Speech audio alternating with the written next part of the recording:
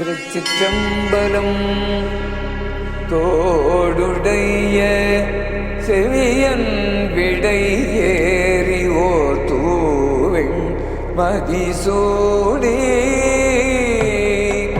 9,000 ಹಾಡುಗಳನ್ನು ಹಾಡಿದ ವ್ಯಕ್ತಿ ಶ್ರೀ ಎನ್ ಸ್ವಾಮಿನಾಥನ್. ಪದ್ಮಶ್ರೀ 2026.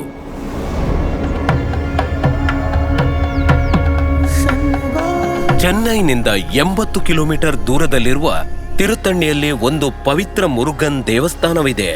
26 ವರ್ಷಗಳಿಂದ ಭಕ್ತರಿಗೆ ಶ್ರೀ ಸ್ವಾಮಿನಾಥನ್ ಅವರ ಸುಮಧುರ ಭಕ್ತಿಗೀತೆಗಳನ್ನು ಆಲಿಸಲಾಗುತ್ತಿದೆ. ಅವರ ಮನಸ್ಸು ಆಧ್ಯಾತ್ಮಿಕ ಭಕ್ತಿಯಿಂದ ತುಂಬಿವೆ. ಆದರೆ ಅವರ ಪ್ರಯಾಣ ಹೇಗೆ ಪ್ರಾರಂಭವಾಯಿತು?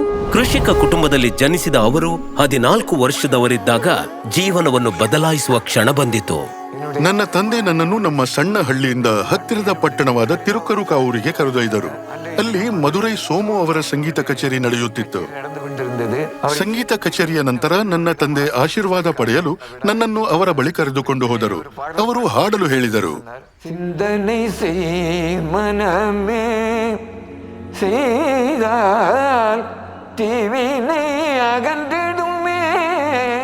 ನನಗೆ ಉತ್ತಮ ಧ್ವನಿ ಮತ್ತು ವಾಕ್ಚಾತುರ್ಯವಿದೆ ಎಂದು ಅವರು ನನ್ನ ತಂದೆಗೆ ನನ್ನನ್ನು ಸಂಗೀತ ಶಾಲೆಗೆ ಸೇರಿಸಲು ಸೂಚಿಸಿದರು. ಅಲ್ಲಿಂದ ನಾನು ತಿರುಮುರೈ ಕಲಿಯಲು ಪ್ರಾರಂಭಿಸಿದೆ.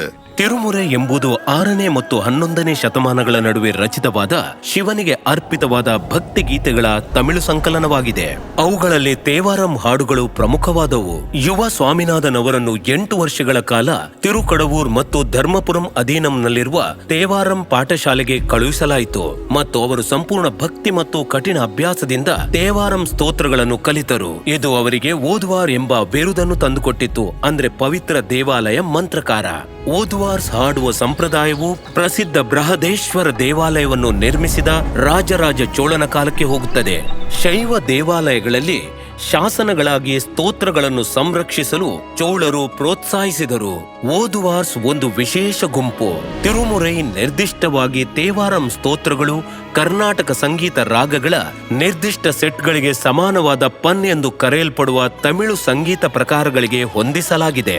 ಓದುವಾರ್ ಸ್ವಾಮಿನಾಥನ್ ತಮಿಳು ಶೈವ ಮಠಗಳು ಮತ್ತು ಇತರ ಓದುವಾರ್ಗಳ ಭಕ್ತ ಸಮೂಹದೊಂದಿಗೆ ಧರ್ಮಪುರಂ ಮತ್ತು ಚಿದಂಬರಂನಲ್ಲಿ ವಿದ್ಯಾರ್ಥಿಗಳ ಗುಂಪುಗಳಿಗೆ ತರಬೇತಿ ನೀಡುವ ಮೂಲಕ ಈ ಸಂಪ್ರದಾಯವನ್ನು ಮುಂದುವರಿಸುತ್ತಾ ಕೆಲಸ ಮಾಡುತ್ತಿದ್ದಾರೆ.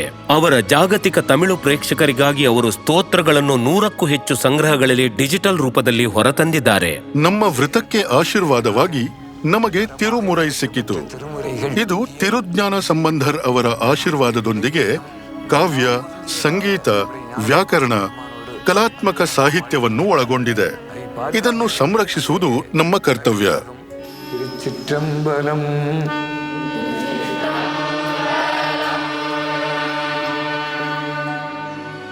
ಶ್ರೀ ಎನ್ ಸ್ವಾಮಿನಾಥನ್, ಪದ್ಮಶ್ರೀ 2026.